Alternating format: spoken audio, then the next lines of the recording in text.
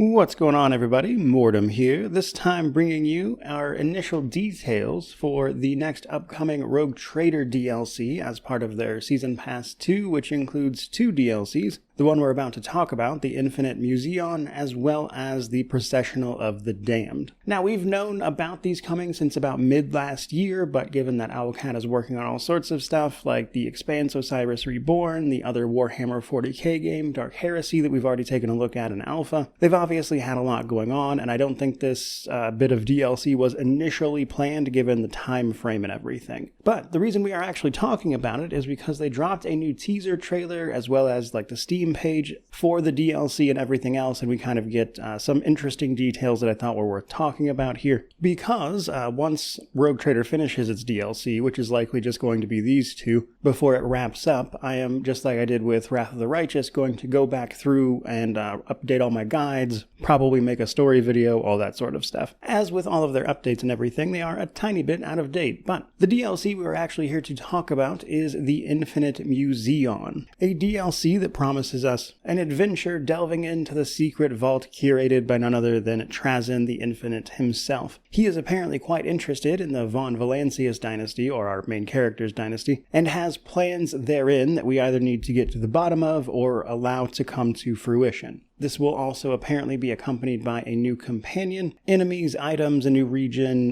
new mechanics, all that usual sort of stuff. Now, we do not have every single detail available here, like for instance, something I don't know is whether or not this will be standalone, part of the main story, or a mix of the two, though I would lean probably towards a mix of the two being up in the air, because they have already stated that this one and the next one are meant to be main story expansions, and it involves the Von Valancius dynasty. So will we be able to access this via playing the game, that is to say the main campaign? Yes. But the reason it being a potentially standalone thing is up for debate is because they did a similar thing with Kingmaker and Wrath of the Righteous both, where they had a dungeon that you could play as just like a big mega dungeon experience on its own standalone terms, or you could access that dungeon via its story as part of the main campaign as well. And given that the Infinite Museion is supposed to be infinite, it's possible that's this one. Now, I will say purely by description, I think it might actually be Processional of the Damned, given that they specifically mention like shifting corridors and stuff in that one. But let's talk a little bit about what we do know and what we can, of course, speculate therein. So as mentioned, this DLC covers Trazyn the Infinite. Trazyn the Infinite is a notorious Necron overlord known for his obsessive compulsive gathering of everything interesting, basically. Artifacts, people, things, you name it, he kind of collects it and does all sorts of stuff with them while he's at it. But in this case in particular, a couple things to know. One, the reason Trazyn is called Trazyn the Infinite, or at least in part, is that he is not known for doing things personally, but rather sending like agents and avatars that he is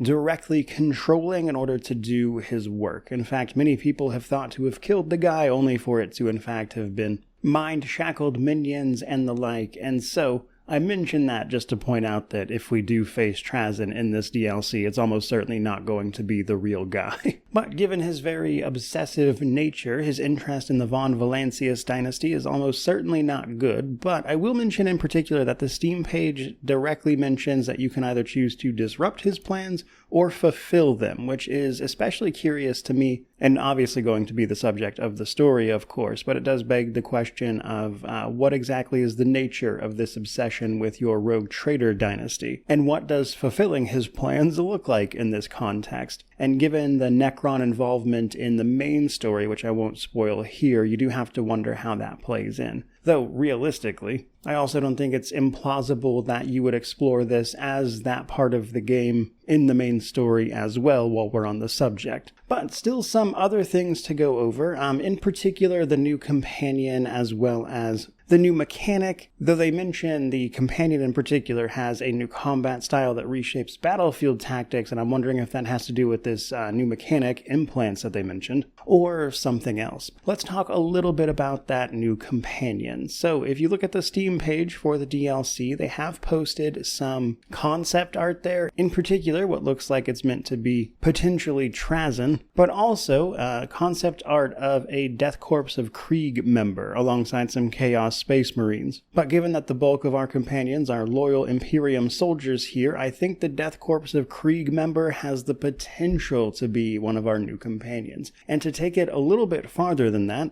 if we look closely at the trailer that they put out for this teaser, you can actually see a Death Rider member of the Death Corps of Krieg in the art there. Now, it's very possible that they are just going to be associated with the DLC, but it does seem at least plausible that this Death Rider could in fact be this companion, which they have not officially revealed yet. What leads me even more to potentially think that might be the case is that the Death Riders are basically Death Corps of Krieg members who ride genetically engineered horses. And that would both satisfy the different combat style required by the Steam page callout for what this new companion will be doing to the battlefield, but it also kind of coincides with stuff they could relatively easily do because, as many people will recall, Wrath of the Righteous has mounted combat, so that combined with their recent addition of things like the Familiar system with their previous DLC Lex Imperialis, I don't think it would be that far-fetched of them to add a Death Rider as this potential new companion, but again, we don't know that for sure. It just seems like a lot of things line up in that direction. So regardless of whatever this combat style is, I do think that would be cool. Now, if you don't know what the Death Corps of Krieg are, I would highly recommend you just Google them and look up some of that stuff. It's a lot to go over in a video like this, but I do think they are a particularly interesting faction. And while most of them are more than happy to throw themselves directly into the jaws of death, probably a little too zealously in fact, the Death Riders that I was talking about a minute ago are actually mentioned to be selected for their independence, which is probably something you would want if you were going to turn one of them into a companion in a video game, as an example. But regardless of what they do there is some interesting stuff to talk about. Now, beyond just that, however, they did also mention this new mechanic being implants. I would imagine these are probably just essentially things you can have implanted into your characters, potentially as a side progression system, and it mentions being able to use these directly into combat, and how they apparently also somehow relate to Necron conflicts, which, I mean, I guess makes sense if you're getting them from this DLC, but it does call into question what that actually means.